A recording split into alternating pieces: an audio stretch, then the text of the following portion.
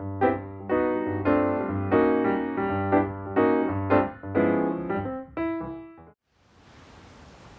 제가 말씀 읽고 묵상한 거를 좀 같이 함께 좀 나누겠습니다. 저희가 이제 5번째라고 말씀드렸는데요. 이제 결말을 향해서 예루살렘에 입성하시는 장면이 나왔잖아요. 그러니까 이제 마르코 복음은 곧 이제 결말, 우리 좀 다 알고 있죠. 많이 읽어보셨으니까 어떻게 사람들에게 버림을 받으시고 또 어떻게 잡히시고 또 수치를 당하시고 십자가에 달려 죽게 되셨는지 그런 결말을 향해서 이제 이해가 쭉 펼쳐지게 되는데요.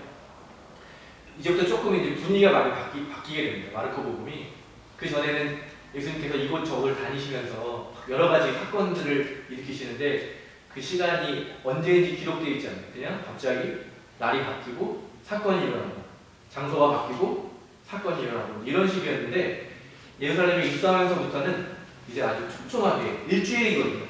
보시면 예루살렘에 입성하시는 곳 딱 일주일 만에 예수님이 돌아가시게 되는데 그 일주일간의 시간이 굉장히 촘촘하게 배치가 됩니다. 끊어지는 게 없는 거의 쭉 이어지면서 이제 하루하루 모든 장소들도 굉장히 그 이전보다는 구체적으로 마을 아주 작은 지역이죠. 지명이 나오면서 옛날에 막 큰 지명이 있다면 구체적으로 제시되고 또 시간도 몇 시부터 몇 시까지 또 몇 시에 이런 일을 한다 이렇게까지 기록이 되어 있습니다. 그러면서 많은 분들이 어떻게 갑자기 변했을까? 그 전에는 막 빨리빨리 움직이고 여기 갔다가 저기 갔다가 시간과 장소의 개념이 중요하지 않았는데 왜 예루살렘에 입성하면서부터는 촘촘하게 배치가 됐을까? 이걸 많이 사람들이 연구를 하고 의구심을 가진 거죠. 의문을 가졌는데 그 중에 제가 볼 때 좀 가능성이 높은 이제 해설 중에 하나인데요. 예수님이 돌아가신 이 교회가 생겼잖아요. 예루살렘의 교회가 생겼을 때 그 교인들이 예수님이 다니시던 곳을 직접 다니면서 기도하고 또 함께 예배를 드렸지 않았을까. 예루살렘에 입성하시는 그러니까 성문 앞에 가서 예수님이 입성하셨다. 또 거기서 그 다음에 성전으로 가셔서 성전을 정하셨다. 그렇게 이제 그런 아마 기도와 순례에 예수님의 예루살렘에서 행적을 쭉 따라서 순례하고 기도하고 예배하는 그런 것도 있지 않았을까. 그렇기 때문에 그 전통이 계속 이어져서 마르코에서 잘 알고 있었기 때문에 이 기간에 예루살렘에서 일어난 사건에 대해서는 잘 기록이 많은 거죠. 알고 있는 자료가 많으니까 그것들 순서에 따라 잘 배치하지 않았을까. 이제 이런 게 하나의 이제 해석인데요. 이게 또 의미가 있는 것이 이제 그리스도의 신앙은 시간과 공간을 넘어서 바로 지금 여기에서 주님을 경험하는 거잖아요. 예수님이 2000년 전에 그 팔레스타인 땅에 와서 활동하셨지만 지금 우리와 함께 하시는 주님을 다시 경험하는 거잖아요. 그래서 시간과 장소를 뛰어넘어서 바로 여기에 지금 내가 예수님을 체험하는 그런 게 그리스도의 신앙의 특징인데 이 마지막 부분을 읽을 때 마치 초대교회 교인들이 그 예루살렘 구석구석을 다니면서 예수님의 자취를 따라서 기억하고 또 그것을 이렇게 기도하고 자신이 예배의 어떤 그런 기쁨을 누렸던 것처럼 우리도 그렇게 동참할 수 있게 된다는 거죠. 이 기쁨을 쭉 천천히 읽다 보면 우리도 그 순례에 동참하게 되고 그 가족과 함께 예배드리는 그런 은혜를 좀 경험할 수 있게 된다는 거 하는 것이죠. 좀 이걸 우리가 기억하게 된다면 좀 이렇게 어둡고 조금은 읽기 편한 장면들은 아니지만 좀 더 생생하게 초대교회 교인들과 예수님과 함께 기도하고 순례하는 그런 느낌으로 좀 읽을 수 있지 않을까 그런 생각이 듭니다. 두 번째는 좀 우리가 기억해야 될 게 제가 첫 번째 말씀드렸던 거는 갑작스럽게 예수님에 대해서 마르코가 설명을 하고 바로 이어지거든요. 예수님이 어떻게 태어났고 어디 출신이고 어떤 사람이고 뭐 이런 게 기록되어 있지 않고 바로 예수님이 등장하시는 거예요. 갑작스러운 등장이죠. 그런데 끝에도 갑작스럽게 끝이 나요. 저희가 지금 가지고 있는 성서는 그 이후의 뒷부분이 있는데 어떤 사본은 16장 8절에서 끝나거든요. 그러니까 이게 뭐 의미가 좀 있는 거죠. 거기서 끝나는 성서가 있다라고 하는 거는. 근데 어떻게 끝나냐면요. 잘 아시는 것처럼 이제 그 여자들이 그걸 경험하고 나서 이렇게 기록되어 있어요. 마지막에 이제 다시 자 가서 제자들과 베드로에게 예수께서는 전에 말씀하신 대로 그들보다 먼저 갈릴레아로 가실 것이니 거기서 그분을 만나게 될 것이라고 전하여라 하였다. 여자들은 겁에 질려 결결 떨면서 무덤 밖으로 나와 도망쳐 버렸다. 그리고 너무도 무서워서 아무에게도 말을 못하였다. 여기서 끝난 사본들도 있다는 거예요. 그냥 딱 이렇게. 근데 이 원문을 또 이렇게 더 잘 들여다보면은 지금 해석을 한 건데 이렇게 해석할 수도 있다는 거예요. 그들은 너무도 무서워서 아무에게 말도 못하였다. 그런데 하고 끝났다는 거예요. 뭔가 붙어야 되는데 딱 거기서 끝이 났다는 거예요. 마치 영화에서 뭔가 이게 쫙 흘러가다가 갑자기 딱 장면이 끝나고 음악이 나오면서 이게 딱 자막이 올라올 때가 있잖아요. 그럴 때 되게 멍 하잖아요. 어떻게 된 거지? 왜 여기서 끝나지? 또 나와. 이런 장면처럼 이렇게 이제 끝이 나 있는 걸 보면 갑작스레 끝이 나는 거예요. 근데 생각해보면 그런 거예요. 우리가 예수님을 만났던 경험들이 다 있으시잖아요. 근데 그거를 말로 표현하려고 할 때 부족하잖아요, 항상. 내가 아무리 말을 잘해도, 아무리 내가 혼신의 연기를 다해서 그걸 재현해도 충분하지 못하는 거죠.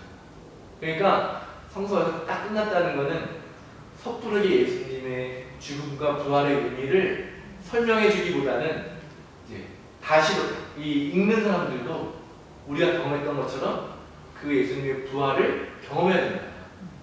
그런 장소를 이렇게 딱 열어주는 거죠. 문을 열어주면서 거기서 끝이 나는 거죠. 그럼 각자가 이제 읽는 사람들이 다시 부활하신 예수님과 만나게 되는 그런 경험을 하라고 하는 그런 의미로 이제 볼 수도 있다는 거예요. 그리고 아무리 잘 설명해도 아까 말씀드린 그거는 또 한계가 있으니까 오해가 또 생겨나고 그것이 다가 아닙니다. 그래서 우리가 성서를 이렇게 천천히 반복해서 읽어야 되는 이유는 그것이 우리가 알고 있는 것, 우리가 경험한 것이 전부가 아니라 우리가 알고 있다고 섣부르게 판단을 내리지 말라고 하는 것이 성서가 지금 하나의 중요한 메시지라는 거죠. 끝난 이야기가 아니라 예수님의 부활은 끝난 이야기가 아니라 계속되는 이야기고 거기에 읽는 독자, 바로 당신이 주인공이 되어서 그 경험의 자리로 나아가야 된다고 하는 것을 성서가 우리에게 이야기하고 있는 것입니다. 그러니까 조금 더 이제 앞으로 일어날 장면들 이런 것들을 기억하시면서 조금 읽으셨으면 좋을 것 같아요. 내가 알고 있었던 신앙의 모습들도 잠깐 내려놓고 내가 경험했던 것들도 잠시 내려놓고 다시 예수님이 생생하게 그 예루살렘에서 활동하시고 이런 사건들에 참여하는 그런 얘기가 되었으면 좋겠습니다. 그래서 읽으면서 보니까 이렇게 저는 좀 보이더라고요. 예루살렘을 향한 예수님이 가고 있는데 아주 극명한 두 부류의 사람들이 나타나요. 한 부류의 사람은 예수님을 따르는 사람, 모든 걸 버리고 예수님을 따라가는 그 부류가 있어요. 그리고 예루살렘에 들어갈 때 자기 겉옷을 막 빨고 환성을 지르면서 이렇게 기뻐하는 사람들의 부류가 딱 나오는데 반대로 또 한편에는 예수님을 못마땅하고 예수님을 죽이려고 하고 예수님을 비난하는 사람들이 또 등장을 해요. 그러니까 이 두 사람들이 완전히 다른 사람들이죠. 그래서 충돌을 하는데 우리가 그냥 흔히 생각을 하면 예수님의 편, 예수님을 따르던 사람들이 예수님을 잘 이해하고 그들을 통해서 예수님이 더 드러나게 되는데 성서를 잘 읽어보면 그렇지 않아요. 예수님을 따르는 사람들도 예수님을 잘 몰랐고 예수님을 반대하는 사람들도 예수님을 잘 몰랐던 거예요. 그러니까 뭐 그래서 오늘 읽으신 거 보시면 제자들은 계속 그러잖아요. 높은 자리 좀 차지하게 해주십시오. 또 예수님을 반대하는 사람들이 예수님에게 질문하는데 그건 예수님이 전혀 다른 차원의 것들을 이야기해 주시고 있는데도 그들은 자기의 어떤 이익이 걸려 있거나 자기들의 불안과 두려움 때문에 예수님을 죽이려고 하는 거죠. 그래서 좀 흥미롭게 제가 본 구절은 이런 거예요. 율법학자가 12장 28절에서 율법학자가 나오는데 율법학자들은 예수님을 반대하는 사람이죠. 아주 대표적으로 반대한 사람인데 예수님이 이렇게 말씀하세요. 그는 슬기롭게 대답을 하시고 너는 하나님 나라에 가까이 와 있다. 오히려 반대하는 사람이 하나님 나라에 가까이 와 있다고 예수님께 말을 듣는 거예요. 근데 예수님을 자기의 모든 것을 버리고 예수님을 따랐던 사람 제자들인데요. 10장 32절에 이렇게 되어 있어요. 예수의 일행이 예루살렘으로 올라가는 길이었다. 그때 예수께서 앞장서 가셨고 그것을 본 제자들은 어리둥절합니다. 제자들은 그걸 알고 이제 같이 가야 되는데 예수님이 가는 길을 보고 이해할 수 없는 거예요. 그러니까 이런 모습을 보면 우리가 예수님이 다 오해를 받는 거예요. 예수님을 따르던 사람이나 예수님 반대하던 사람들. 그러면서 마르코는 우리에게 다시 읽는 사람들에게 물어보는 거예요. 네가 예수님을 따른다고 생각한다면 그 따른 예수님은 누구냐? 네가 진짜 바라는 건 누구냐? 반대한다면 예수님을 반대하는 이유가 뭐냐? 왜 너는 예수님께 반대하냐? 계속해서 성서가 오히려 우리에게 묻는 거죠. 그 성서를 수동적으로 받아들이는 게 있는 것이 아니라 그런 질문들에 응답을 해야 되는 거예요. 나는 주님을 따르는 편에 선 사람입니다. 이렇게 대답했는데 주님이 다음 물어보시는 거예요. 네가 말하는 게 뭐냐? 베드로가 얘기하잖아요. 저는 다 버리고 주님만을 따라갔는데 저는 어떻게 됩니까? 이렇게 이제 다시 우리가 던지게 되는 질문이에요.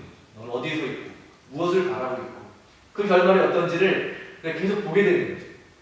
그냥 나는 뭐 아직 모르겠어 하는 게 아니라 그런 입장에 서서 다시 이걸 성서를 보면 굉장히 입체감 있게 생생하게 이 사건들이 내 삶에 이제 다가오게 됩니다. 제자들이 왜 배신을 하는지, 왜 도망을 가는지, 예수님 혼자 외롭게 홀로 계시게 되는지 이런 것들이 좀 더 깊이 읽어지게 될 것 같습니다. 끊임없이 우리에게 질문하는 이 성서에 대답하면서 또 성서의 이야기를 따라가는 것. 근데 중요한 것은 우리가 시간과 장소를 내는 거죠.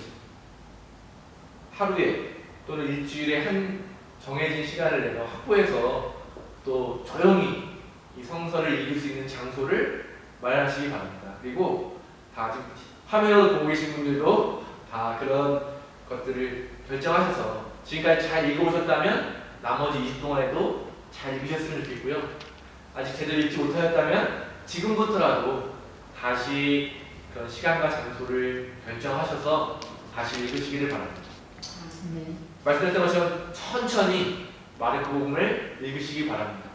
섣부르게 난 다 알고 있어. 예수님 얘기는 다 알고 내가 몇십 년이나 교회를 다니고 몇 번이나 이걸 읽었는데 라는 생각은 잠시 내려놓고 천천히 마르코를 읽으면서 마르코가 우리에게 들려주는 그 마르코의 음성 그것에 귀를 기울이면서 나는 지금 어디 서 있는지 또 예수님을 다시 한번 깊이 경험하는 그런 시간이 되었으면 좋겠습니다.